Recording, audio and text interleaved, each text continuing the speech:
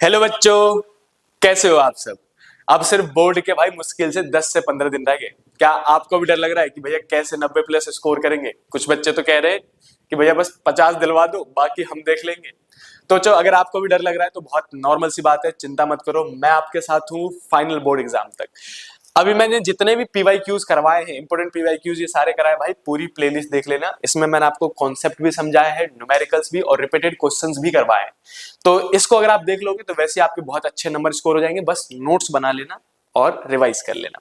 अब सिर्फ दो चैप्टर रह गए बच्चों। चैप्टर नंबर 13 है, ये चैप्टर नंबर 13 न्यूक्लियाई के क्वेश्चंस करने वाले हैं पीवाईक्यू विद इंपॉर्टेंट नोट्स।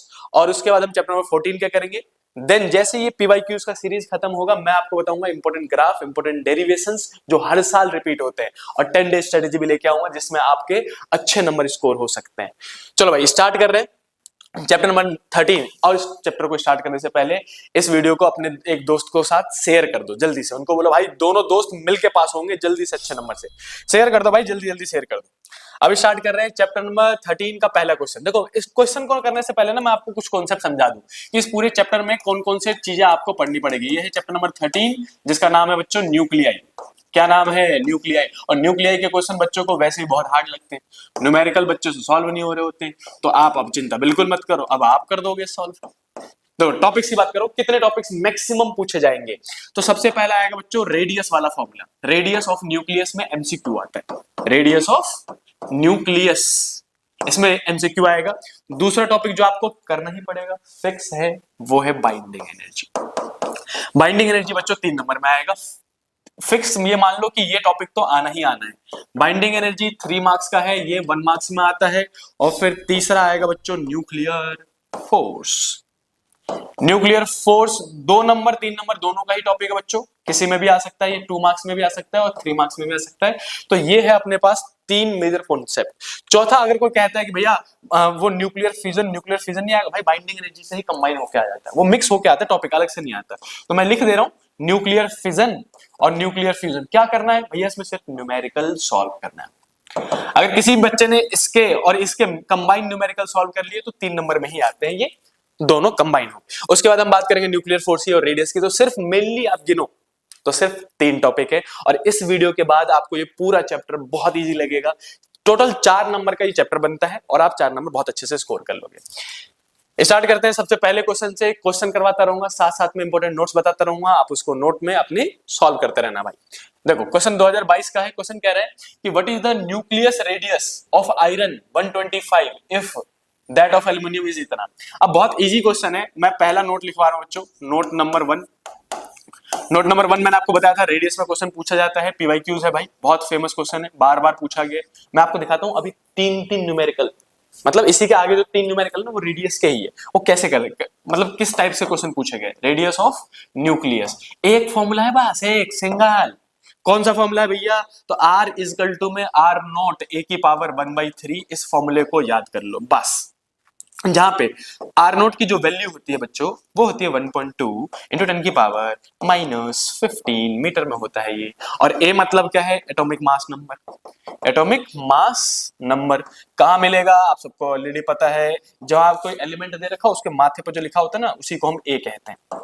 क्या कहते हैं? ए। जैसे आयरन में ए कितना दे रखा है? 125। एल्यूमिनियम कितना दे रखा है? ए 27। तो ये जो दे रखा होता है वो ए होता है, और आर नोट की वैल्यू पता है और आर का फॉर्मूला। इसी के बाद आपको अगर वो बोले कि एरिया निकालो, area of nucleus.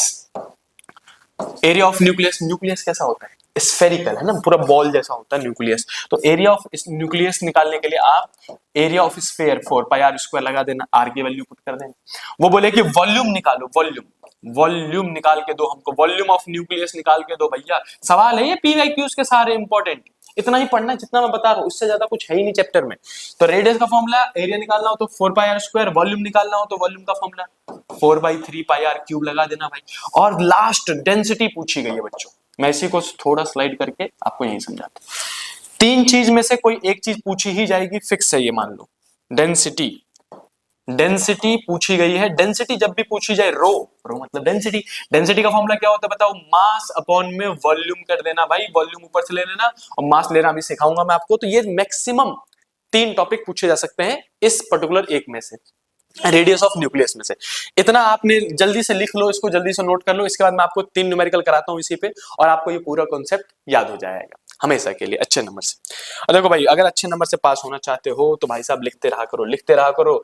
Last time की मेहनत है भाई, 10 दिन 15 दिन लास्ट में मेहनत कर लिया ना आपने, रिजल्ट वाले दिन आपको लगेगा कि भाई साहब अच्छा हुआ काम कर लिया, मेहनत कर ली, पढ़ाई कर ली भाई, वीडियो सारी देख ली थी। तो जो बच्चा वीडियो देखेगा भाई, सब सिंपल सी बात है, उसी की नॉलेज इंक्रीज होगी और उसी के नंबर भी आएंगे। सॉरी, आ जाओ। अब मूव करते हैं इस क्वेश्चन को सॉल्व करने पे। क्वेश्चन कह रहा है कि बताओ, अगर एल्युमिनियम का रेडियस उतना है, एल्युमिनियम कितना है भाई 27 है, इसका रेडियस कितना दे रखा है, इट इज 3.6 फर्मी, फर्मी मतलब होता है 10⁻⁻15 है ना। फिर वो कह रहे हैं कि आयरन का बताओ कितना होगा, आयरन का 125 है और इसका रेडियस बताओ। ठीक है, कुछ नहीं करना, ये वाला फॉर्मूला लगाओ, दोनों को डिवाइड कर दो, आंसर निकल जाएगा। हम लिखेंगे radius of F E equal to में क्या लिखा जाएगा बताओ, आर नोट ए कितना है, आयरन के लिए है ए बच्चों 125, तो 125 की पावर 1/3 कर दो, डिवाइड कर देना इसको रेडियस ऑफ एल्युमिनियम से, ताकि आप कंपेयर करके निकाल दो। इसमें भी लिखोगे आर नोट, एल्युमिनियम की पावर कितनी थी 27, और 27 की पावर कितनी हो जाएगी 1/3। तो जल्दी से भाई इसको सॉल्व कर लो, काटा पेटी मचा दो, काट दो इसको। ये आर एफ ई हमको निकालना है, आर एल्युमिनियम कितना दे रखा है 3.6 फर्मी में है, फर्मी में ही रखना, आंसर भी फर्मी में ही निकाल देना इजकल टू में। अब देखो ये 125 की पावर 1/3, 125 किसका क्यूब है ये पता करा करो। जैसे 1/3 सॉल्व करने के लिए ना आपको पता करना पड़ेगा ये जो वैल्यू है वो किसका क्यूब है, तो ये 5 का क्यूब है, और ये हमेशा क्यूब ही देंगे, याद रखना। 5 का क्यूब इंटू में पावर कितनी थी 1/3 बाहर वाली, ऐसे लिखेंगे हम, समझ रहे हो। 125 को क्या लिख सकता हूं मैं 5 का क्यूब, और पावर 1/3 तो 1/3। वैसे ही जो हमेशा परफेक्ट क्यूब देंगे, याद रखना, हमेशा परफेक्ट क्यूब, यानी कि 27, 125 या ऐसा करके कोई सा भी वैल्यू देंगे ना, जैसे 8 दे दिया तो 8 भी 2 का क्यूब है, हमेशा परफेक्ट क्यूब आता है इसमें। और 27 किसका क्यूब है, तो 3 का क्यूब है, 3 का क्यूब लिख सकता हूँ 27 को, और इंटू में पावर कितनी थी 1/3, 3 से 3 हमेशा कट जाएगा, सिर्फ 5/3 बचेगा, समझ रहे हो 5/3। अब इसी को इसके आगे सॉल्व कर लो, जल्दी से सॉल्व कर लेते हैं। अगर आप में से किसी ने आंसर निकाल लिया हो मेरे से पहले तो जल्दी कमेंट कर देना भाई। R F E equal to ये जाएगा इधर मल्टीप्लाई में, तो 5/3 बचा, इंटू में 3.6 बचा, इसको भी काटा जा सकता है 1.6 1.2 आएगा, देखो 3 बन जा 3 और 3 2 जा 6, 1.2, और 1.2 को 5 से मल्टीप्लाई करूंगा तो बार 12 5 जा कितना होता है 60, तो 60 का हम 6.0 लिखेंगे क्योंकि डेसिमल था। तो radius of F E equal to लिखा जाएगा 6.0 फर्मी यूनिट, लिखना मत भूलना भाई। ये रहा हमारा आंसर। तो इस टाइप से क्वेश्चन पूछे जा सकते हैं, जल्दी से इस वीडियो को पॉज करो और इसको लिख लो भाई। अब इसके बाद हम मूव करेंगे बच्चों सेकंड क्वेश्चन पे, जो कि इसी के आगे का है और इसी टॉपिक पे। सेकंड क्वेश्चन ये रहा, देखो सेकंड क्वेश्चन क्या कह रहा है, टू न्यूक्लियाई, सेम टॉपिक है, सेम रेडियस वाला, two nuclei have the mass number in the ratio of 9:25, what is the ratio of their nucleus density. Density का रेशियो पूछ लिया गया भाई, डेंसिटी का रेशियो। देखो डेंसिटी के रेशियो से पहले मैं आपको उसका थर्ड क्वेश्चन कराता हूं, अगर किसी को ये आता है तो जल्दी से सॉल्व कर लो। अगले ही क्वेश्चन में क्या है, डेंसिटी का डेरिवेशन है, पहले वो कर लेते हैं। ये क्वेश्चन देखो, ये 2019 का क्वेश्चन पूछा गया है, so that the density of nucleus is independent of mass. पहले ये डेरिवेशन अगर आपने कर लिया, ये डेरिवेशन बहुत बार पूछा गया है, बहुत बार फेमस, मैंने सिर्फ यहाँ पे 2019 लिखा है क्योंकि बाकी जगह बाकी ईयर मेंशन नहीं है इसमें। कम से कम मान लो 2 से 3 साल का रिपीटेड क्वेश्चन है ये, कि डेंसिटी जो है वो मास नंबर पे डिपेंड, ए पे डिपेंड नहीं करती है, ये प्रूफ करके दिखाओ। मैं कुछ नहीं करना, मैंने आपको बताया था ना क्या करते हैं बच्चों डेंसिटी निकालने के लिए, अभी बताया था मैंने आपको, डेंसिटी निकालने के लिए क्या करोगे बताओ, मास अपॉन में वॉल्यूम, मास को वॉल्यूम से डिवाइड कर दो, अपने डेंसिटी निकल जाएगा, और उसमें ए नहीं आना चाहिए। चलो चेक करते हैं भाई कैसे सॉल्व करोगे, मैं आपको बता दे रहा हूं, इसके बाद आप आराम से हमेशा के लिए सॉल्व कर लोगे। क्वेश्चन कह रहा है कि डेंसिटी प्रूफ करनी है, तो चलो हम लिखेंगे भाई, सिंस वी नो दैट कि डेंसिटी का फॉर्मूला क्या होता है, मास अपॉन में वॉल्यूम। दो चीजों को ध्यान रखना है, वॉल्यूम का फॉर्मूला तो चलो आप 4/3 पाई आर क्यूब लिख दोगे, है ना, 4/3 पाई आर क्यूब, लेकिन मास लेने में बच्चे गलती कर देते हैं। मास का फॉर्मूला क्या होता है, तो मास होता है ए इंटू में मास ऑफ 1 प्रोटॉन। किसी बच्चों को अगर ये समझ में नहीं आया कि हमने टोटल मास में ए क्यों लिया है, तो मैं आपको समझाता हूं। देखो अगर किसी न्यूक्लियस की बात करें, किसी भी न्यूक्लियस की, तो न्यूक्लियस में क्या होते हैं, प्रोटॉन्स और न्यूट्रॉन्स, है ना, प्रोटॉन्स और न्यूट्रॉन्स दोनों ही होते हैं, पी और एन होते हैं। तो कितने नंबर हैं इनके, कितने प्रोटॉन्स, देखो प्रोटॉन और न्यूट्रॉन का मास लगभग बराबर ही मानना भाई, इस क्वेश्चंस के लिए दोनों का मास लगभग बराबर ही होता है, स्लाइटली जो न्यूट्रॉन है वो स्लाइटली बड़ा होता है एज कंपेयर टू प्रोटॉन। तो कितने कितने प्रोटॉन और कितने न्यूट्रॉन है, तो उसको हम कहते हैं एटॉमिक मास नंबर। अगर एटॉमिक मास नंबर 10 है यानी कि इन सबको काउंट करके 10 बनते हैं। अगर एटॉमिक मास नंबर 20 है यानी कि पूरा प्रोटॉन और न्यूट्रॉन को जोड़ दो तो 20 होंगे वो, समझ रहे हो। तो एक का मास कितना है mp, और टोटल बंदे कितने हैं a के बराबर। तो टोटल मास कैसे लोगे, एक का मास इनटू में नंबर ऑफ बंदे, नंबर ऑफ पर्संस। तो a लोग हैं और एक का मास mp है, तो टोटल मास कितना लूंगा a इंटू में mp, और उसके बाद रेडियस का फॉर्मूला पुट कर देना, इसमें आंसर निकल जाएगा। तो आप लिखोगे सिंस आप जानते हो कि रेडियस का फॉर्मूला भैया ने बताया था r equal to r naught a की पावर 1/3, इस वाले फॉर्मूले को यहां पे पुट कर दो और सॉल्व कर दो, आंसर निकल जाएगा भाई। डेंसिटी इक्वल टू में क्या होगा बताओ, जल्दी से सॉल्व करते हैं। a इंटू में mp, बताओ कुछ गलत लिखा मैंने, कुछ गलत लिखा नहीं ना।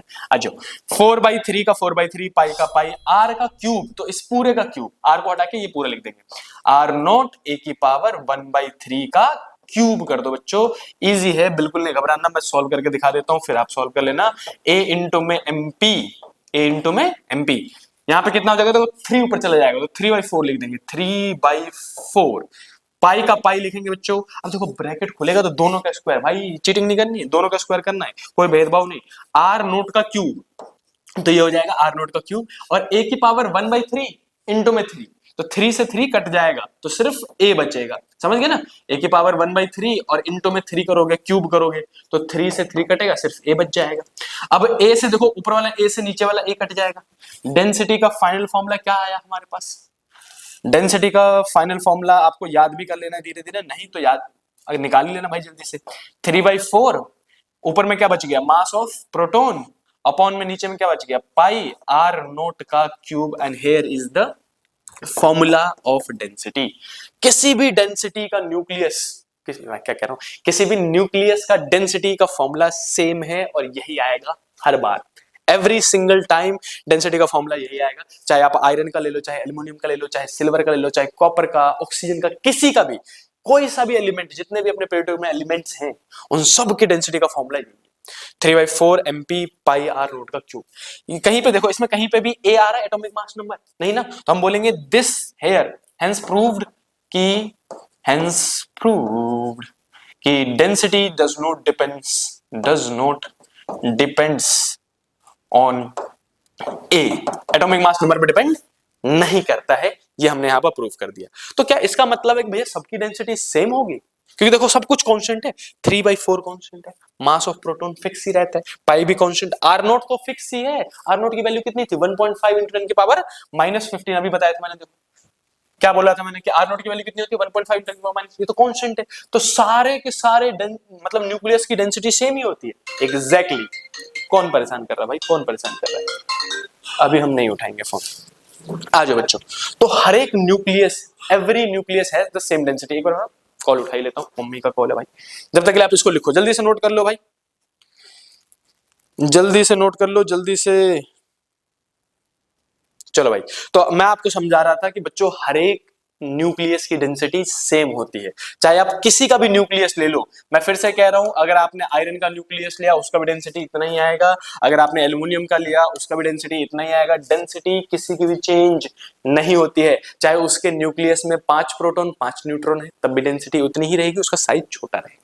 अगर ज्यादा बंदे आ गए तब भी उसकी साइज बढ़ जाएगा, बंदे बढ़ गए, इसका मतलब डेंसिटी कांस्टेंट रहेगी, डेंसिटी चेंज नहीं होती है। Density of nucleus, density of nucleus, ये बहुत इंपॉर्टेंट पॉइंट है, पता है बच्चों को मिथ होता है ये कि अच्छा जैसे जैसे भैया एटम बड़ा होगा डेंसिटी भी तो बढ़ेगी ना, नहीं बढ़ती भाई, density of nucleus is constant, सबके लिए फिक्स है भाई, सबके लिए फिक्स है। अब आ जाओ, ये आपने नोट कर लिया होगा तो जल्दी से नोट कर लो भाई, नहीं करा तो इसके बाद मूव करते हैं पिछले वाले क्वेश्चन पे। अब वो क्वेश्चन कह रहा है कि 2 nuclei have the mass of mass number, mass number का रेशियो दे रखा है A1/A2, मास नंबर मतलब A1 A2 होता है ना, तो मास नंबर वो दे रखा है 9^25। अब वो आपसे कह रहा है कि व्हाट इज द न्यूक्लियस की डेंसिटी का रेशियो बताओ। मैंने अभी बताया कि अगर आप न्यूक्लियस की डेंसिटी निकालो ρ1/ρ2 तो उसमें फॉर्मूला आएगा 3/4 पाई, पाई क्या था बच्चों, डेंसिटी का फॉर्मूला क्या था, पाई, पाई नीचे था, एमपी था ऊपर में आर नॉट था। एक मिनट, तो यहाँ पे था बच्चों mp अपॉन में पाई आर नोट का क्यूब। अब ऊपर में भी यही लिखोगे, नीचे में भी सेम लिखोगे, क्योंकि ए पे तो डिपेंड ही नहीं करता, एटॉमिक मास नंबर का कोई काम ही नहीं है। कट कुटा के कितना आ जाएगा, डेंसिटी 1:1, यानी कि चाहे किसी का भी बोले डेंसिटी कितना आएगा, 1:1। लेकिन इसी में सवाल अगर ये पूछ लेता कि रेडियस का रेशियो बताओ, ये तो डेंसिटी का रेशियो पूछा, रेशियो ऑफ डेंसिटी। भाई साहब लग के पढ़ाई करनी है, लग के। चलो मैं आपको जल्दी से होमवर्क देता हूं, जल्दी से भाई करके दिखाओ, रेशियो निकालो, रेशियो ऑफ रेडियस। जल्दी से कॉपी पेन उठाओ और रेशियो ऑफ रेडियस निकाल के बताओ कि बताओ R1 अपॉन में R2 कितना आएगा। अब इस बार 1:1 नहीं होगा, इस पर फॉर्मूला लगाओगे। क्या फॉर्मूला लगाओगे, वही वाला R नोट a की पावर 1/3, और नीचे में भी लिखोगे R नोट a2 की पावर 1/3। a1/a2 दे रखा है आपको, इसमें पुट करना है और आंसर निकालना है। जल्दी से निकाल के दिखाओ, मैं आपको ऐसे आंसर बता दूं 25 में नहीं निकलेगा बच्चों, इसमें ना छोटा सा सिली मिस्टेक है, इसको 125 मान लेना भाई, 125, 9:125 लेना, तब जाके आंसर निकलेगा। 9:125 लेना, ठीक है। परफेक्ट क्यूब देते हैं हमेशा, ऑलवेज। 9 भी परफेक्ट क्यूब है किसी का, नहीं, ये वैल्यूज ही गलत ले रखा है हमने। वैसे वैल्यू जैसे इस क्वेश्चन में तो देखो डेंसिटी पूछी गई थी, मैं जानबूझ के मन से क्वेश्चन दे रहा हूं, है ना, इसीलिए हो सकता है ये जल्दी से सॉल्व ना हो बच्चों से। मैं आपको वैल्यू चेंज कर दे रहा हूं कि अगर a1/a2 जो है, ये मत बोलना कि क्या कर भैया, क्वेश्चन था डेंसिटी का रेशियो दे रखा था, मतलब एटॉमिक मास नंबर का रेशियो दे रखा था, डेंसिटी पूछी, तो ट्रिक ये था कि डेंसिटी डिपेंड नहीं करती है, तो 1:1 आ जाएगा। तो मैंने क्वेश्चन चेंज किया तो उसके हिसाब से मैच थोड़ा करेगा। तो मैं आपको देता हूं एटॉमिक मास नंबर का रेशियो 27:125 है, ठीक है। अब निकाल के दिखाओ, सॉल्व करके दिखाओ जल्दी से बताओ कितना आएगा। तो मैं ऐसे बता दूं, इसका आंसर आएगा 3:5। अगर किसी का आंसर निकल जाए तो भाई जल्दी से कमेंट कर लेना, जल्दी से कमेंट कर लेना। तो ये थे 2-3 क्वेश्चन जो मैंने आपको R=R0 a की पावर 1/3 पे करवाया, ठीक। बहुत इंपॉर्टेंट न्यूमेरिकल्स है, ये मान लेना, इस पे एक एमसीक्यू या फिर 1-2 नंबर में न्यूमेरिकल आएगा ही आएगा। तो जल्दी से ये जो नोट्स बताए थे उसको रिवाइज कर लो और लिख लो, यही लास्ट टॉपिक है, ये मान लो इतना में। R=R0 a की पावर 1/3, फिर एरिया निकालना, वॉल्यूम निकालना और डेंसिटी निकालना। डेंसिटी मास पे डिपेंड नहीं करती है, एटॉमिक मास नंबर पे डिपेंड नहीं करती है। और डेंसिटी का फॉर्मूला हो सके तो याद ही कर लेना बच्चों, डेंसिटी का फॉर्मूला निकला था 3/4 mp पाई आर नोट का क्यूब। क्या ये कांस्टेंट रहता है, हाँ ये सबके लिए फिक्स रहता है। ये आपका पहला टॉपिक कंप्लीट हो गया, ये हमेशा आपको पेपर में छपा हुआ मिलेगा ही मिलेगा। अब मूव करते हैं बच्चों इसी चैप्टर के दूसरे और बहुत इंपॉर्टेंट यानी कि 3 नंबर के क्वेश्चन की तरफ, जिसका नाम है बाइंडिंग एनर्जी या फिर न्यूक्लियर फ्यूजन और न्यूक्लियर फिजन के कंबाइंड क्वेश्चंस, तीनों के तीनों, जिसमें हीट निकालते हैं, क्यों निकालने के लिए पूछ देते हैं भाई। आ जाओ, क्यों निकालने वाला क्वेश्चन करेंगे, ये रहा अपने पास। इसका कॉन्सेप्ट भी मैं आपको समझा देता हूं कैसे, बेस्ट ट्रिक बताऊंगा, बेस्ट ट्रिक जिससे आपको न्यूमेरिकल मतलब मुश्किल से आधे पेज में हमेशा सॉल्व हो जाएंगे, हमेशा। देखो भाई, अब क्वेश्चन पूछा जाएगा, या तो आप बाइंडिंग एनर्जी निकालो, या फिर हीट रिलीज निकालो, या फिर हीट एब्जॉर्ब निकालो। तीनों के फॉर्मूले सेम। चाहे वो आपसे कहे कि भैया हीट रिलीज निकाल के दो हमें, कितना इस इक्वेशन में, इस रिएक्शन में हीट कितना रिलीज होगा, या फिर कितना हीट एब्जॉर्ब करेगा। फिर कई बार ये पूछ लेते हैं एब्जॉर्ब कर रहा है रिलीज कर रहा है, और फिर वो बोलेंगे कि बाइंडिंग एनर्जी निकाल के दो। तीनों का ही फॉर्मूला मैं बता रहा हूं, नोट नंबर 2 लिख लेना भाई इसको, नोट नंबर 2। और बच्चों कमेंट करके मुझे जरूर बताना कि क्या आपको समझ में आ रहा है, आपके मतलब जितने भी चीजें मैं करा रहा हूं ना उसको आप नोट बनाते रहना। और कोई भी प्रॉब्लम आए, कोई भी दिक्कत आए कि भैया ये नहीं हो रहा है, डर लग रहा है, घबरा रहे हो, कमेंट करो, मैं आपसे बात करूंगा, मिलूंगा। हाँ, कमेंट में हो सकता है कि 6 घंटे 7 घंटे बाद रिप्लाई करूं, लेकिन रिप्लाई जरूर करूंगा प्लीज, ठीक है। आ जाओ नोट नंबर 2 की बात कर रहे हैं। नोट नंबर 2 में क्या था कि हीट पूछा जाए, देखो मैं यहां पे लिख देता हूं, ईबी मतलब होता है बाइंडिंग एनर्जी, बी मतलब बाइंडिंग, ई मतलब एनर्जी। बाइंडिंग एनर्जी का है या फिर क्यू बोले, क्यू मतलब हीट होता है, दोनों का ही फॉर्मूला आपको लगाना है, डेल्टा एम सी स्क्वायर। लिखने वाला फॉर्मूला है, ये दिखाने के दांत है, आपको लिखना यही फॉर्मूला है कि भैया डेल्टा एम सी स्क्वायर होता है। लेकिन जब भी आप न्यूमेरिकल सॉल्व करो, ये शो करना है, शो दिखाना है बस। न्यूमेरिकल के लिए बच्चों बेस्ट ट्रिक, न्यूमेरिकल के लिए बेस्ट ट्रिक क्या है कि भैया बाइंडिंग एनर्जी कहा या फिर हीट कहा, हमको चाहे कुछ भी कहे, हम लिखेंगे डेल्टा एम निकालेंगे, और डेल्टा एम निकालने के बाद 931.5 से मल्टीप्लाई कर देंगे, हमेशा 931.5। अगर आपको मल्टीप्लाई करने में दिक्कत हो रही है तो सिर्फ 90 ऐसे लिख लेना, डेल्टा एम इंटू में 931, 931 में भी दिक्कत हो, वैसे तो यहाँ इतना अप्रोक्सीमेटली चलता है, 0.5 का अप्रोक्सीमेशन बिल्कुल सही आंसर माना जाएगा, लेकिन फिर भी आपको लग रहा हो भैया न्यूमेरिकल टफ हो रहा है तो 930 मान लेना, भाई 930 तो इजीली मल्टीप्लाई कर दोगे है ना। और ये जो आंसर आएगा जो भी आप मल्टीप्लाई करके लिखोगे वो हमेशा MEV में आएगा। ये एनसीईआरटी खुद ही आपको ट्रिक बताती है, मैं भी आपको न्यूमेरिकल दिखाऊंगा। किसमें आएगा? मेगा इलेक्ट्रॉन वोल्ट में। हमेशा यूनिट क्या लिखना? मेगा इलेक्ट्रॉन वोल्ट, कि भैया इतना mega electron volt energy release होगी। ये बेस्ट ट्रिक है बच्चों न्यूमेरिकल सॉल्व करने के लिए। इसके बाद बस आपको 2-3 न्यूमेरिकल सॉल्व करने हैं, जल्दी से इसको लिख लो, फिर मैं आपको ये क्वेश्चन एक्सप्लेन करता हूं। वैसे क्वेश्चन भी बच्चों बहुत ही आसान है। क्वेश्चन नंबर 4 की बात कर रहे हैं, जिसमें आपको क्वेश्चन में या तो क्यू पूछा जाएगा या फिर बाइंडिंग एनर्जी पूछी जाएगी। चलो रीड करते हैं। क्वेश्चन कह रहा है कि distinguish between the nuclear fusion so that both in the process of the energy is released, calculate the energy release in the mega electron volt. मैंने कही था आपसे हमेशा मेगा इलेक्ट्रॉन वोल्ट में ही पूछते हैं वो, फॉर दिस रिएक्शन। अब ये इक्वेशन दे रखा है, देखो ये वाला इक्वेशन देखो बच्चों, H12 जो है वो कंबाइन हो गया, मिक्स हो गया, मिल गया किसके साथ? H13 के साथ सॉरी H13 के साथ। 12 वाले ने अपने आप को मिक्स कर दिया 13 के साथ और नया एलिमेंट बन गया जो कि था हीलियम, और साथ में एक न्यूट्रॉन निकाल दिया। इक्वेशन आपको हमेशा दी जाएगी, इस टाइप की इक्वेशन दी जाएगी, और फिर वो आपको बोलेंगे कि बताओ अगर ये सारे मासेस हैं तो इसमें हीट रिलीज कितना हो रहा है या फिर हीट एब्जॉर्ब कितना हो रहा है। बहुत इजी क्वेश्चन, इसी पे हम लेके जाएंगे। मैं आपको बताऊंगा डेल्टा एम कैसे निकालते हैं आज। बहुत इजी तरीका है भाई। इसको हम इधर स्लाइड कर देते हैं। आई होप कि आपने लिख लिया होगा। तो लिखना जरूरी है, जब तक आप कॉपी पेन नहीं उठाओगे ना तब तक आपको ये मान लो कि आपको समझ में तो सब कुछ आ जाएगा, फिर लिखने लायक नहीं बनते बच्चे। जब भी मैं बच्चों को कहता हूं कि जब भी आप कोई वीडियो देखो, पूरा कॉन्सेप्ट समझ में आ रहा है, मजा आ रहा है, तो उसको लिखते चलो, क्योंकि समझना अलग बात है, समझ लेना मतलब आपको कॉन्फिडेंस गेन होगा कि हाँ फिजिक्स इजी है, हो जाएगी मेरे से, आई कैन डू इट, कर सकता हूं मैं या फिर कर सकती हूं मैं। लेकिन अगर आप चाहते हो कि पेपर में आप भूलो ना, कई बार होता है ना हमारे साथ कि हम पेपर में लिखते लिखते क्वेश्चन पढ़ा पढ़ा सा लग रहा है, एग्जैक्टली स्टार्ट कहां से करते भूल गए, या फिर बीच में लिखते लिखते यार इसके बाद क्या था। वो जो भूलने वाला प्रोसेस है ना बच्चों, वो इसलिए होता है क्योंकि राइटिंग प्रैक्टिस कम होती है। जैसे अभी आप वीडियो देख रहे हो और इसको लिखते चले गए तो आप एग्जाम में भूलोगे नहीं फिर, क्योंकि आपके दिमाग को, आपके ब्रेन को, आपके हाथ को सब कुछ हैबिट है लिखने की उस चीज को, तो वो जल्दी जल्दी रिकॉल करा लेगा। इसलिए लिखना जरूरी है भाई। लिखते चलो साथ में कि भैया ने क्या पढ़ाया है, अच्छा ये बताया, इसको ऐसे लिखेंगे, इसको ऐसे लिखेंगे, लिख लिया कॉपी में, नोट बनाते चलो। देखो अब क्वेश्चन कह रहा है कि H12 जो है वो मिक्स हो गया। मैं एक क्वेश्चन लिख देता हूं जल्दी से। H12 जो है बच्चों मिक्स हो गया, अपने आप को पूरी तरह से मिला दिया उसने H13 के साथ, और नया एलिमेंट बन गया हीलियम 24। ये मान लो इन दोनों की शादी हो गई और फाइनली हीलियम बन गए, वो समझ गए, और साथ में एक न्यूट्रॉन यानी कि एक बच्चा पैदा हुआ, फिर धीरे धीरे करके, समझ रहे हो। फिर इन सब के अगर मास ही ये है तो बताओ इन सब में कितना हीट रिलीज हुआ, कितना खर्चा आया, पैसा कितना खर्चा हुआ। तो सिंपल सी बात है, मैंने आपको कहा कि हीट का फॉर्मूला क्या होता है, डेल्टा MC²। लिखोगे जरूर ये फॉर्मूला, इस फॉर्मूले के भी लिखने के नंबर होते हैं। जब हमारे पास आंसर की आती है ना बोर्ड की तरफ से कि चेक करना है, चेक कैसे करना है, किस पॉइंट पे कितना मार्क देना है, तो उसमें इस आंसर में ये फॉर्मूला लिखा होगा, इसके आगे एक नंबर लिखा होगा। तो किसी भी बच्चे ने अगर ये फॉर्मूला लिखा है तो मुझे एक नंबर देना ही पड़ेगा, बाकी सारी चीजें गलत क्यों ना उसकी, समझ लो। तो इसलिए फॉर्मूला जरूर लिखना।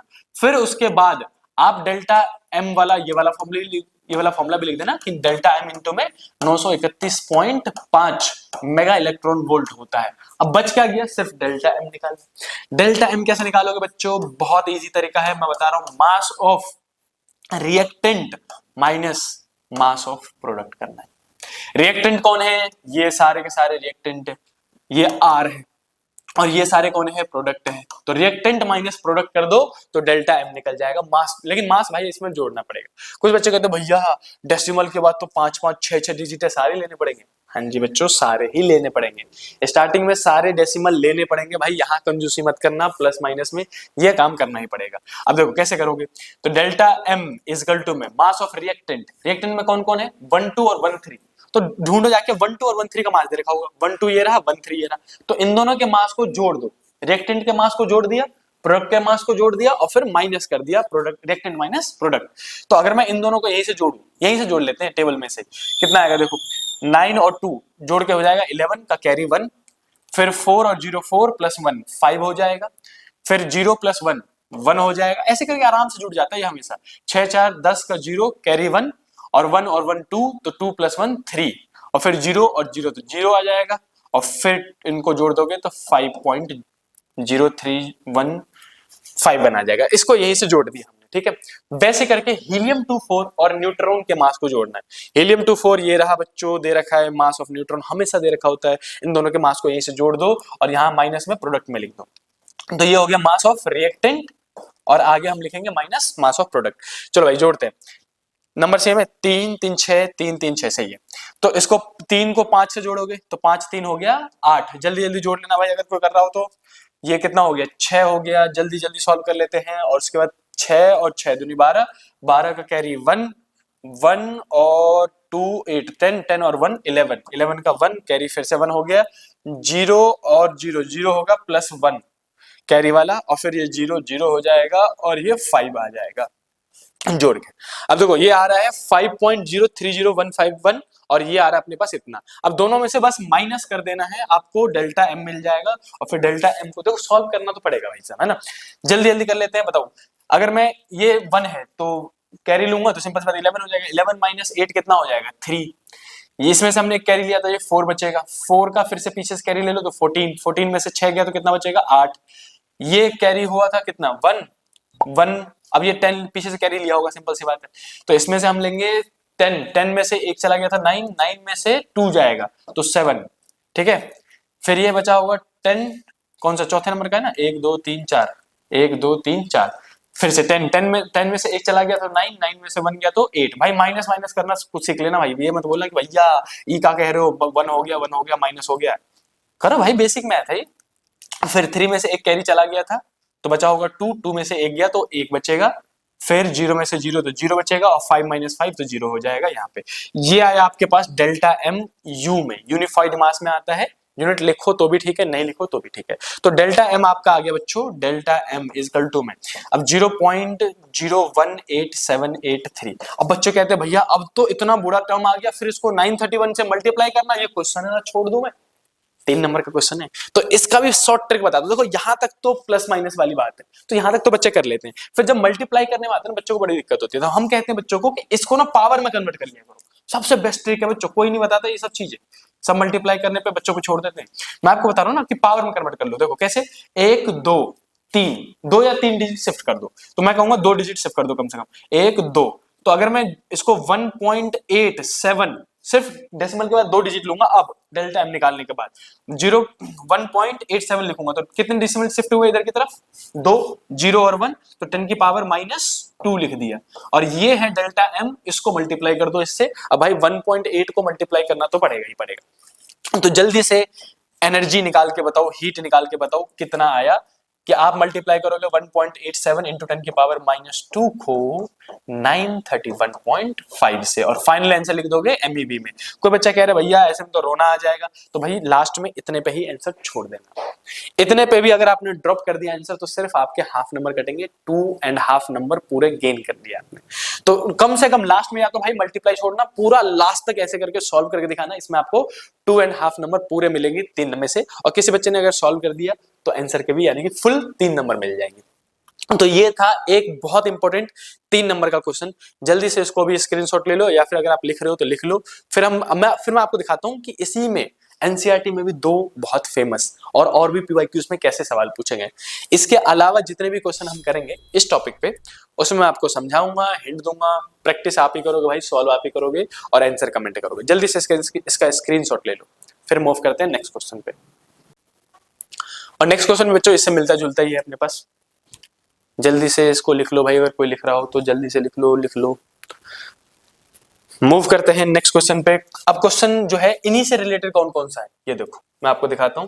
फेमस क्वेश्चन ये रहा, सेम टाइप का क्वेश्चन। अब क्वेश्चन कह रहा है कि वी थिंक द फिजन, इस बार फिजन बोल दिया, कोई दिक्कत नहीं, न्यूक्लियर फिजन बोले, न्यूक्लियर फ्यूजन बोले, फॉर्मूला वही लगना है भैया। फिजन ऑफ आयरन हो रहा है इनटू 2 इक्वल एल्यूमिनियम। समझ रहे हो, इस बार इक्वेशन नहीं दिया, इक्वेशन खुद ही बनाना पड़ेगा। ये एनसीईआरटी का क्वेश्चन है बच्चों, बहुत फेमस है, 13.6। तो उन्होंने कहा कि आयरन जो है वो, आयरन का एटॉमिक मास नंबर कितना दे रखा है 56 और एटॉमिक नंबर 26 है ना। ये टूट गया 2 एल्यूमिनियम में, 2 इक्वल एल्यूमिनियम्स में, यानी कि एक एल्यूमिनियम आप लिखोगे 1328 दे रखा है, और फिर दूसरा एल्यूमिनियम भी प्लस करके ऐसे करके लिख के दिखाओगे, इस पे भी हाफ मार्क्स मिलेंगे आपको। मतलब बच्चों का देखा जाता है कि बच्चा क्वेश्चन पढ़ के उसको डिकोड कर पा रहा है कि नहीं, इक्वेशन लिख पा रहा है कि नहीं लिख पा रहा, तो इस पे भी आपको आधे नंबर मिल जाएंगे। फिर आगे कहता है कि is the fission is energetically possible है कि नहीं, बताओ क्या ये फिजन हो सकता है कि नहीं हो सकता है। तो उसके लिए बच्चों आपको सीधा सा चेक करना है क्यू की वैल्यू कितनी है। अगर क्यू की वैल्यू या तो प्लस में आ रही होगी और या नहीं तो नेगेटिव में आएंगी। अगर क्यू की वैल्यू पॉजिटिव आ रहा है इसका मतलब हो सकता है, पॉसिबल है, फिजिबल है, पॉसिबल लिख देता हूं, ठीक है। अगर क्यू की वैल्यू प्लस में आए तो आप बोलोगे कि हाँ भैया ये पॉसिबल है। अगर क्यू की वैल्यू नेगेटिव आए तो नॉट पॉसिबल लिख देना, क्योंकि इसमें बहुत सारी एनर्जी हमें देनी पड़ेगी, तब होगा, अपने आप नहीं होगा नेचर में। समझ रहे हो? अपने आप होने के लिए क्यू की वैल्यू किस में आनी चाहिए? प्लस में। तो आपको ये समझ में आ गया। अब बाकी मासेस दे रखे हैं, देखो मास ऑफ आयरन दे रखा है, मास ऑफ एल्यूमिनियम दे रखा है, तो करना क्या है, फिर से वही काम करना है। क्यू निकालने के लिए डेल्टा एम सी स्क्वायर, दिखाने के दांत लिखना जरूरी है भाई, और फिर डेल्टा एम को मल्टीप्लाई कर दोगे 931.5 से, किस में आ जाएगा? एमईवी में आ जाएगा। डेल्टा एम कैसे निकालेंगे भैया? अभी बताया था। डेल्टा एम कैसे निकालते हैं? बताओ जल्दी जल्दी बताओ, डेल्टा एम कैसे निकालते हैं? मास of reactant minus mass of product. Reactant में कौन है इस बार? सिर्फ और सिर्फ आयरन है, तो यहां पे लिख देना डेल्टा एम इजकल टू में लिटिल साइंटिस्ट, देखो भाई सब साइंटिस्ट भी खड़े हैं यहाँ पे, तो M R mass of reactant iron, iron का मास कितना है? 55.93494, और माइनस मास ऑफ प्रोडक्ट, प्रोडक्ट में कौन है? 2 एल्यूमिनियम, तो एक एल्यूमिनियम का मास इंटू में 2 कर देना, तो यहां पे लिखोगे आप 2 इंटू में एक एल्यूमिनियम का मास कितना है? 27.98191। अब जल्दी से इसको मल्टीप्लाई करो, फिर इसमें से माइनस करो, डेल्टा एम निकाल लो, और डेल्टा एम को निकालने के बाद उसी डेल्टा एम में 930 पॉइंट जो भी लेट्स सपोज कि एक्स आया, तो एक्स को मल्टीप्लाई कर देना 931.5 मेगा इलेक्ट्रॉन वोल्ट। इसका आंसर कहां मिलेगा आपको? एनसीईआरटी में पीछे जाके चेक कर सकते हो भाई साहब। जल्दी से इसका आंसर निकालने की कोशिश करो। अभी देखो घर पे कैलकुलेटर यूज कर सकते हो आप, लेकिन कोशिश करना बिना कैलकुलेटर के, बेसिक बेसिक मैथ। अभी तो टाइम है आपके पास, अभी एग्जाम में बैठे, एग्जाम में बैठेंगे तब तो भाई दिमाग लगाना ही पड़ेगा। तो अभी आप प्रैक्टिस कर लो तो ज्यादा बेहतर होगा। जल्दी से इसको 2 से मल्टीप्लाई करो, फिर माइनस करके 931 से मल्टीप्लाई कर दो। कैलकुलेटर यूज कर सकते हो। जल्दी से आंसर निकाल के देखो कि आपका आंसर सही आ रहा है कि नहीं, पीछे बुक के जाके देखो, और फिर कमेंट करो कि हाँ भैया मेरा आंसर सही निकला। जल्दी से कमेंट करो भाई, जल्दी से लिख लो इसको भी, या फिर कोई स्क्रीनशॉट ले रहा हो तो स्क्रीनशॉट ले लो। फिर हम मूव करेंगे नेक्स्ट क्वेश्चन पे, इसी टाइप के क्वेश्चन। तो फॉर्मूला यही लगना है भाई, घूम फिर के, चाहे बाइंडिंग एनर्जी बोले तब भी यही फॉर्मूला घूम फिर के लगता है, और चाहे न्यूक्लियर फिजन बोले तो भी फॉर्मूला यही लगता है। जल्दी से इसको लिख लिया आपने, फिर मूव करते हैं इसी के एक और अच्छे क्वेश्चन पे। ये भी एनसीईआरटी का 13.5 कई बार रिपीटेड क्वेश्चन है, कई बार रिपीट हुआ है। अब इसमें देखो 2 इक्वेशन दे रखी है, एक तो ये दे रखी है H11 वाली, ठीक है, H11 H13 के साथ कंबाइन होकर H12 H12 आ रहा है। फिर से बोला गया होगा हीट निकालो, हीट निकालने का फॉर्मूला क्या लगा दोगे? डेल्टा एम सी स्क्वायर, है ना।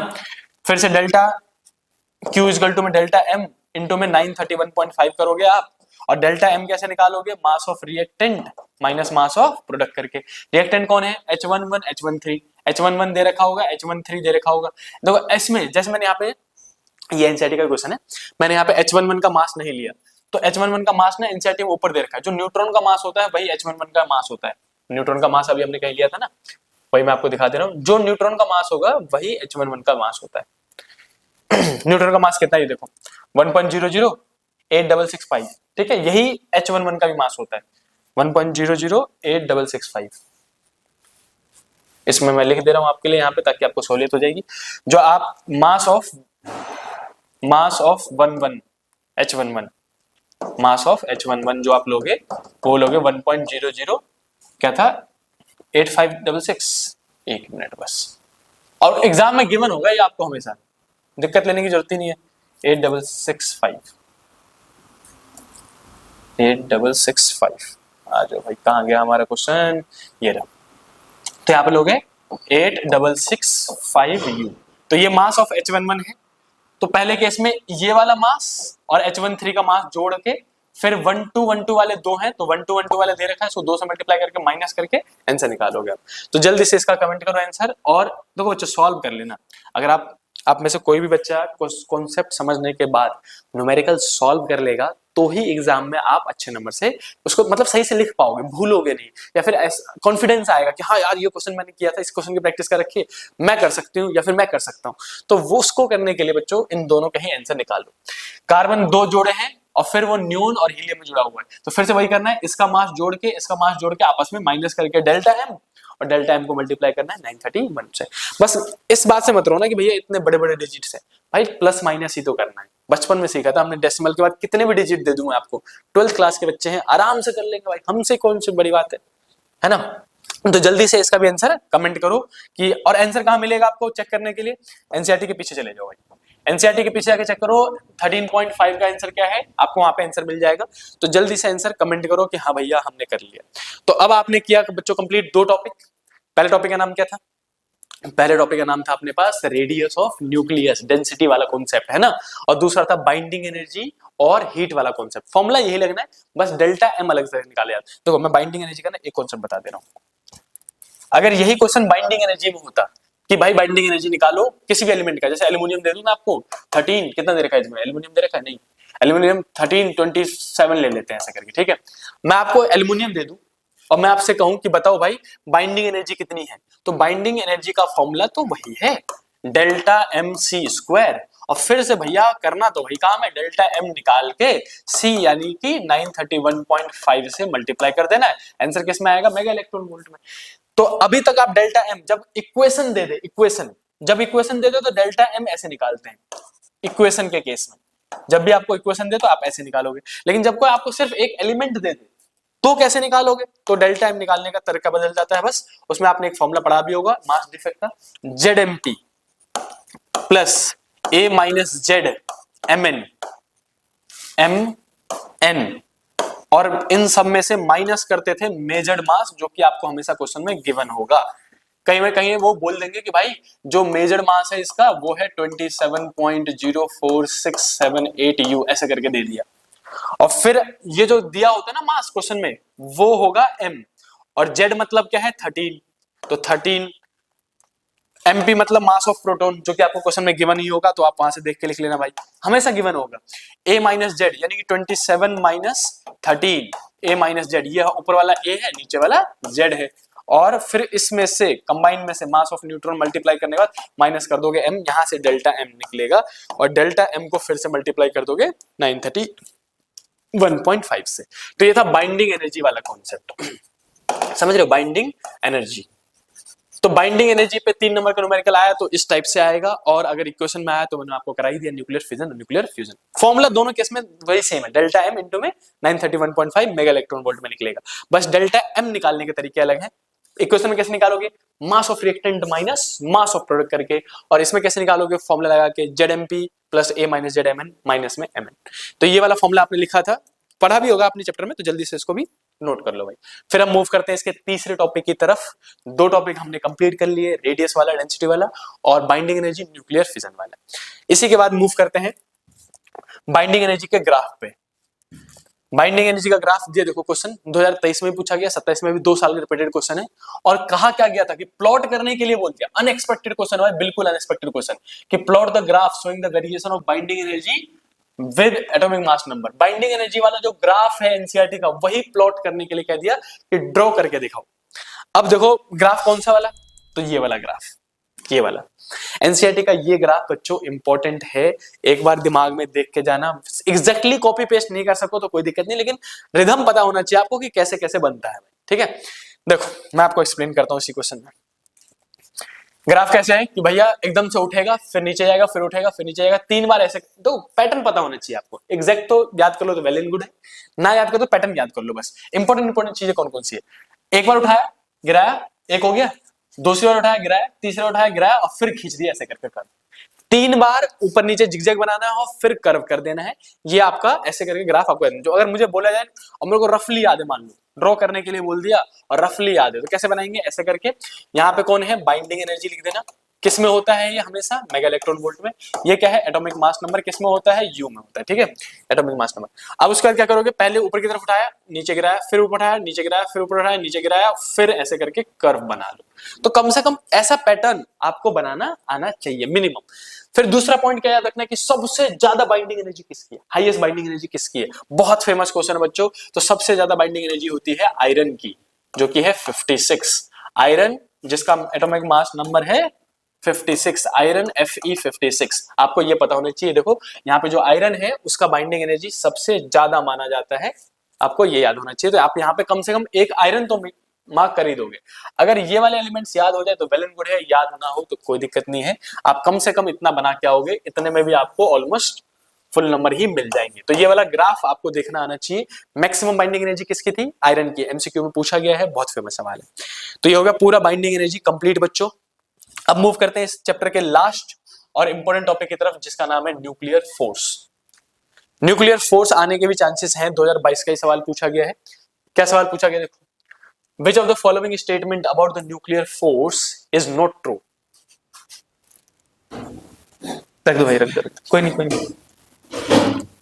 एक ही बोतल है? दो बोतल। अच्छा ठीक है, एक बाहर ही रख देना वहीं पे, ठीक है। प्रेम एक बोतल यहीं रख देना जीने पे। हाँ बाहर, ठीक है। अभी ढक लूंगा, अभी ढक लूंगा। चलो भाई, तो हम कह रहे थे न्यूक्लियर फोर्स का ये है इंपॉर्टेंट क्वेश्चन, जो कि 2022 में ही पूछा गया है, रिसेंटली पूछा गया है। क्या था क्वेश्चन? कि which of the following statement about the nuclear force is not true? बताओ न्यूक्लियर फोर्स के बारे में कौन सा ट्रू नहीं है। तो मैं आपको नोट 3 बता रहा हूँ, नोट नंबर 3 पहले बता दे रहा हूँ, ताकि आपको क्वेश्चन देखते ही समझ में आ जाए। भैया जल्दी से बता दो न्यूक्लियर फोर्स में कितना याद करना है। देखो न्यूक्लियर फोर्स में आपको याद क्या होना चाहिए कि न्यूक्लियर फोर्स जो है बच्चों, 3-4 पॉइंट याद होने हैं बस। पहला पॉइंट कि सबसे स्ट्रॉन्गेस्ट फोर्स है, सबसे स्ट्रॉन्गेस्ट, इलेक्ट्रोस्टैटिक, इलेक्ट्रोमैग्नेटिक, ग्रेविटेशनल, सबसे स्ट्रॉन्गेस्ट फोर्स है, सबसे तगड़ा फोर्स है नेचर का। दूसरा, इसका शॉर्ट रेंज होता है। रेंज जो है, दूरी जो है बहुत छोटी होती है। शॉर्ट रेंज कितना होता है? तो फ्यू फर्मी, FM फर्मी मतलब 10⁻⁻15, कुछ ही फर्मी तक लगता है। 1 फर्मी 2 फर्मी तक लग गया, उसके बाद वो धड़ल्ले से 0 हो लेता है। अगर डिस्टेंस बहुत ज्यादा कर दोगे तो 0 ही हो लेता है, बोलते मैं खेलूंगा ही। समझ रहे हो? बाकी फोर्सेस में क्या है? इलेक्ट्रोस्टैटिक फोर्स में कि दूरी बढ़ गई तो फोर्स कम हो जाएगा, और बढ़ा दोगे तो फोर्स कम हो जाते हैं वो, है ना। बाकी फोर्सेस कम हो जाते हैं दूरी। ये कहता है मैं खेलूंगा ही, 0 ले। समझ रहे हो? तो बहुत छोटा रेंज है, बहुत छोटा रेंज। तीसरी बात क्या याद रखनी है आपको कि 0.8 फर्मी पे मैक्सिमम लग रहा होता है, मैक्सिमम। और चौथी बात क्या याद रखनी है कि कोई भेदभाव नहीं करता भाई। कहां लगता है? तो न्यूक्लियस के अंदर। कौन कौन है? प्रोटॉन है, प्रोटॉन है, न्यूट्रॉन है, प्रोटॉन है, न्यूट्रॉन है ना, ऐसे करके है। तो अब आपसे बोला जाए कि बताओ प्रोटॉन पे कौन सा चार्ज होता है? पॉजिटिव। इस प्रोटॉन पे भी कौन सा चार्ज है? पॉजिटिव। तो पॉजिटिव पॉजिटिव रिपेल नहीं कर रहे हैं। बताओ इतने सारे प्रोटॉन्स न्यूक्लियस में कैसे जमा है भाई? तो सारे के सारे प्रोटॉन्स को पकड़ के रखने वाला फोर्स कौन सा है? Nuclear force. रिपल्सिव फोर्स, जो इलेक्ट्रोस्टैटिक फोर्स ऑफ रिपल्सन लग रहा है, उससे भी तगड़ा फोर्स है न्यूक्लियर फोर्स, ताकि सबको होल्ड करके पकड़ के बैठा हुआ है। तो कहां लगता है? प्रोटॉन प्रोटॉन के बीच में या फिर प्रोटॉन न्यूट्रॉन के बीच में। तो सबके बीच में बराबर फोर्स लगता है।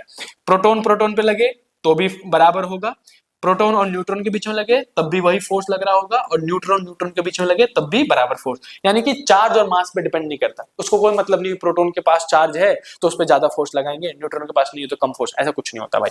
तो याद रखना न्यूक्लियर फोर्स, 5वां पॉइंट लिख रहा हूं, न्यूक्लियर फोर्स इंडिपेंडेंट होता है, independent of charge and mass. उसको चार्ज और मास से कोई लेना देना नहीं है। उसको जानता है कि भाई 2 आदमी को पकड़ना है तो बराबर से पकड़ लो, सिंपल सी बात है। 2 प्रोटॉन को पकड़ा तब भी 10 न्यूटन से पकड़ लिया, 2 न्यूट्रॉन को पकड़ा तब भी 10 न्यूटन से, 1 प्रोटॉन 1 न्यूट्रॉन हाथ में आया तो उसको भी 10 न्यूटन से, बराबर फोर्स लगाता है। तो ये मैक्सिमम 5 पॉइंट आपको याद होना चाहिए। ये टॉपिक हमेशा के लिए आपका सॉल्व हो गया, कोई फॉर्मूला नहीं है, कोई न्यूमेरिकल नहीं आएगा। या तो ये 5 पॉइंट में से कॉन्सेप्चुअल ग्राफ क्वेश्चन आएंगे, और या नहीं तो ग्राफ पूछा जाएगा इसका। बस 2 ही टॉपिक है भाई। तो चलो अब रीड कर लेते हैं, अब आपको समझ में आ जाएगा। बताओ कौन सा सही नहीं है। नॉट ट्रू पूछा गया, नॉट ट्रू, गलत बताना है, ठीक है। The nuclear force between 2 nucleons falls rapidly to 0 as the distance is more than few Fermi। बिल्कुल सही बोला है ना, कि जैसे ही आप थोड़ा सा भी डिस्टेंस बढ़ाओगे, कितना हो लेता है? धड़ल्ले से 0 हो लेता है। कहता मैं खेलूंगा ही नहीं। तो ये तो बिल्कुल सही वाली बात है भाई। The nuclear force is much more weaker than coulombic force। अरे भाई साहब झूठ, देखो सफेद झूठ बोल रहा है कि न्यूक्लियर फोर्स जो है वो वीक है, ये कहना चाह रहा है। वीक थोड़ी ना होता भाई, सबसे स्ट्रॉन्गेस्ट फोर्स है नेचर का। बाकी सारे बिल्कुल सही होंगे तो पढ़ने की जरूरत ही नहीं है। तो इसका आंसर क्या हो जाएगा? आंसर इज बी, कि भैया बी वाला ऑप्शन गलत है, स्ट्रॉन्गेस्ट फोर्स होता है। और इसको जल्दी से लिख लो बच्चों, ये बहुत इंपॉर्टेंट है। ये सिर्फ 5 वर्ड, ये मान 5 छोटे छोटे पॉइंट आपको एमसीक्यू में सही आंसर दिलवा सकते हैं। 22 का क्वेश्चन है रिसेंटली। अब मूव करते हैं इसके ग्राफ की तरफ। तो भैया इसका ग्राफ कहाँ है? ये रहा इसका ग्राफ, एनसीईआरटी का ही ग्राफ है। अब बच्चे ना इस ग्राफ में गलती क्या करते हैं मैं आपको बताता हूँ। बच्चे ने ये ग्राफ देखा होता है, और बच्चे जाते हैं सीधे, कभी ग्राफ बनाएगा ऐसे करके बना के आ जाते हैं। आपको भी सही लग रहा होगा, सेम चीज लग रही होगी। भाई ये ग्राफ ही गलत है। क्यों ग्राफ गलत है? क्योंकि जो बच्चों ने नोटिस नहीं किया, यही तो मिस्टेक होता है ना बच्चों। अब सोचो, आपको तो समझ में आ जाएगा। बहुत तो बच्चों, मतलब ये मान लो कम से कम लाखों बच्चों यही वाला डायग्राम बना के आ जाते हैं हर साल, उनको पता ही नहीं होता कि गलत है ये। कैसे गलत है? क्योंकि आप देखो कि यहाँ पे जीरो है भाई, ये एक्सिस है, ये जीरो वाला लाइन है, जीरो जीरो जीरो दिख रहा है। तो यानी कि ग्राफ जो है वो एक्स एक्सिस के नीचे से स्टार्ट होगा। बच्चे एक्स एक्सिस के ऊपर से बना के आ जाते हैं, ये पूरा ही ग्राफ गलत काटा जाता है। फिर आपको ग्राफ बनाना कैसे, देखो मैं दिखाता हूँ। मिट जाओ भाई। ग्राफ कैसे बनाना है? आपको ग्राफ बनाना है कि हमने एक्सिस खींची ऐसे करके, ठीक है, ऐसे करके एक्सिस खींची। ये लिखना है आपको पोटेंशियल एनर्जी किसमें है? मेगा इलेक्ट्रॉन वोल्ट में। और ये है distance R, R between two nucleon, distance किसमें होगा? फर्मी में होगा, एफएम में। ऐसे करके पहले तो एक्सिस लिख देना। फिर दूसरा, ग्राफ हमेशा एक्स एक्सिस के नीचे से स्टार्ट करना बच्चों। यहां से स्टार्ट किया, ऐसे करके कर्व लेके गए और ऐसे कर दिया। वैल्यूज लिख देना कि ये -100 होता है, यहाँ पे -100 के आसपास, और यहाँ कहीं प्लस का 100 लिख देना, और ये तो जीरो है ही। ऐसे करके ये ग्राफ सही है, ऊपर से ही मत बना देना। एनसीईआरटी में देखने में बच्चों को धोखा होता है कि भैया जीरो यानी कि एक्स एक्सिस से नीचे बनाना है। बच्चे सोचते हैं कि सब कुछ बराबर है, ऊपर से बना देते हैं। बच्चे इसको एक्स एक्सिस मान लेते हैं, इस वाली लाइन को एक्स एक्सिस मान लेते हैं, जो कि गलत हो जाता है। तो ये एक ग्राफ पता होना चाहिए आपको। और ये 5 पॉइंट जो मैंने करवाए, जल्दी से स्क्रीनशॉट ले लो, उसको भी लिख लेना। ये चैप्टर ये मान लो आपका यही कंप्लीट हुआ। सिर्फ मैक्सिमम 3 मेजर कॉन्सेप्ट थे।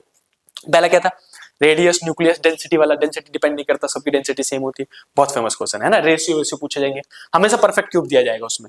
फिर दूसरा आपसे क्या पूछेंगे? बाइंडिंग एनर्जी वाला कॉन्सेप्ट, कि बाइंडिंग एनर्जी वाला बता दो भाई कि बाइंडिंग एनर्जी में फॉर्मूले क्या क्या यूज होते हैं। ये रहा जो मैंने आपको बताया था कि बाइंडिंग एनर्जी हमेशा फॉर्मूला यही यूज होगा। मैं फिर से यहीं पे लिख देता हूं इसी के आसपास, कि अगर कोई इक्वेशन दे रखा हो आपको, अगर आपको इक्वेशन दे रखा हो, इक्वेशन न्यूक्लियर फिजन हो रहा हो, फ्यूजन हो रहा हो, डेल्टा एम कैसे निकालोगे? Mass of reactant minus mass of product करके। और अगर बाइंडिंग एनर्जी वाला कोई एलिमेंट दे रखा हो, एलिमेंट दे रखा हो और आपसे कहे कि बाइंडिंग एनर्जी ई बी निकालो, तो उसमें मास डिफेक्ट डेल्टा एम कैसे निकालते हैं? उसका फॉर्मूला होता है Z M P plus A minus Z M N. mn को मल्टीप्लाई करोगे, मास ऑफ न्यूट्रॉन व्यूट्रॉन सब कुछ गिवन होगा, और माइनस कर दोगे m, जो मास गिवन हो क्वेश्चन में उसको माइनस कर देना सीधे सीधे। तो ये 2 तरीके होते हैं डेल्टा m निकालने के। फिर उसको 931.5 से मल्टीप्लाई कर दो, मेगा इलेक्ट्रॉन वोल्ट में एनर्जी निकल जाएगी। बहुत इंपॉर्टेंट कॉन्सेप्ट, सबसे इंपॉर्टेंट कॉन्सेप्ट इसमें मैं कहूंगा 3 मार्क्स में यही आने के चांसेस हैं। तो पहला तो डेंसिटी वाला है, रेडियस वाला है, दूसरा है बाइंडिंग एनर्जी वाला, और तीसरा है न्यूक्लियर फोर्स, जो कि मैंने आपको अभी भी बताया कि भैया आपको ये 5 पॉइंट याद होना चाहिए कि स्ट्रॉन्गेस्ट फोर्स है, शॉर्ट रेंज है, धरले से 0 हो लेता है, खेलता ही नहीं है। फ्यू फर्मी मैक्सिमम कब लगता है? 0.8 फर्मी पे, और बराबर फोर्स लगाता है, चार्ज और मास के इंडिपेंडेंट होता है। और इसका ग्राफ, ये वाला ग्राफ, भाई ग्राफ में गलती मत करना, ग्राफ नीचे से स्टार्ट होगा। तो ये था बच्चों पूरा चैप्टर आपका, चैप्टर नंबर 13। इसके बाद बच गया आपके पास चैप्टर नंबर 14, जो कि नेक्स्ट वीडियो आपके पास आने वाली है। इस वीडियो को अपने एक दोस्त के साथ शेयर करो। और भी कोई प्रॉब्लम आ रहा है, कोई टॉपिक समझ में नहीं आ रहा, मुझे कमेंट करो। कुछ बच्चे ने कमेंट किया है टेलीस्कोप माइक्रोस्कोप, जैसे चैप्टर नंबर 14 कंप्लीट कराऊंगा उसके बाद मैं आपको वो वीडियो भी टेलीस्कोप माइक्रोस्कोप वाला लाके दे दूंगा। बाकी मिलते हैं नेक्स्ट वीडियो में, तब तक के लिए बाय बाय।